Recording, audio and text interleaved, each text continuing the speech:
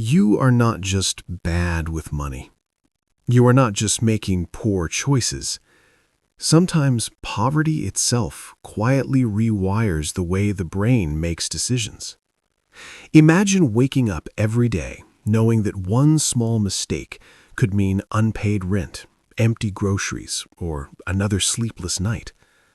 That pressure doesn't just live in your wallet. It lives in your mind.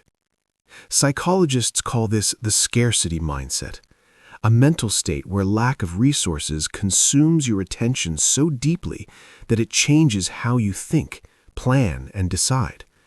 And the scary part is, most people don't even realize it's happening. When the brain senses scarcity, it shifts into survival mode. Your focus narrows. Long-term goals fade into the background. Immediate problems feel louder, heavier, more urgent. This isn't laziness. This is cognitive adaptation. Studies in behavioral psychology show that financial stress can reduce mental bandwidth, the brain's ability to think clearly, solve problems, and resist impulsive decisions. In simple terms, poverty taxes the brain. Think about what happens when your phone battery drops to 5%. You stop watching videos. You avoid heavy apps. You focus only on what feels urgent. That's exactly how the brain behaves under financial stress.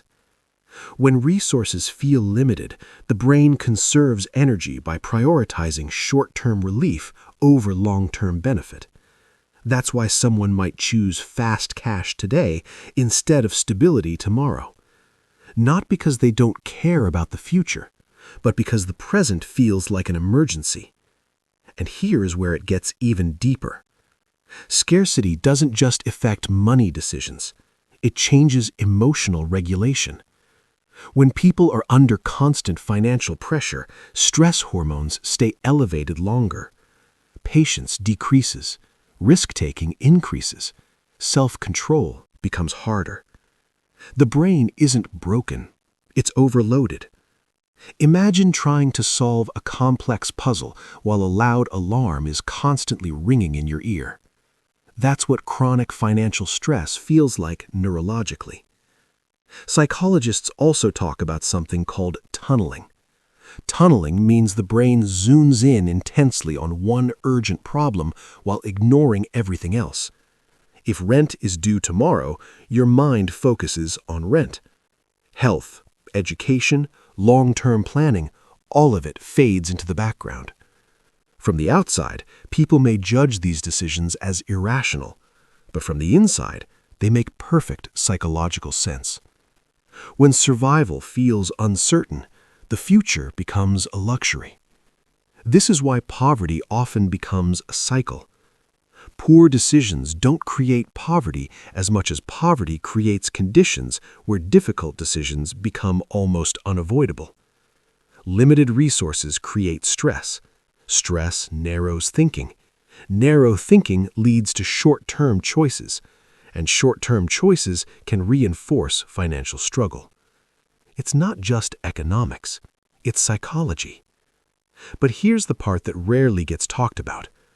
When people gain even a small sense of stability, a predictable income, reduced debt pressure, or social support, decision-making improves dramatically. The brain expands again. Planning returns. Patience increases. Creativity and problem-solving come back online. Because the human brain is not fixed, it responds to environment. Change the environment, and you change the decisions.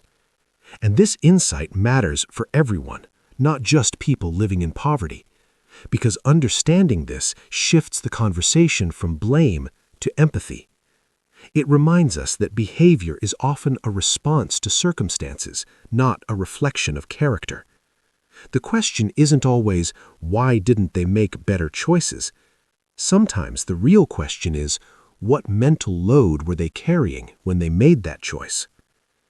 If this perspective made you see decision-making differently, take a second to like the video, share your thoughts in the comments, and subscribe for more psychology that helps us understand how the human mind really works. Poverty doesn't just limit options in the world. It quietly reshapes the way the mind sees those options. And once you understand that, you stop judging decisions and start understanding the psychology behind them.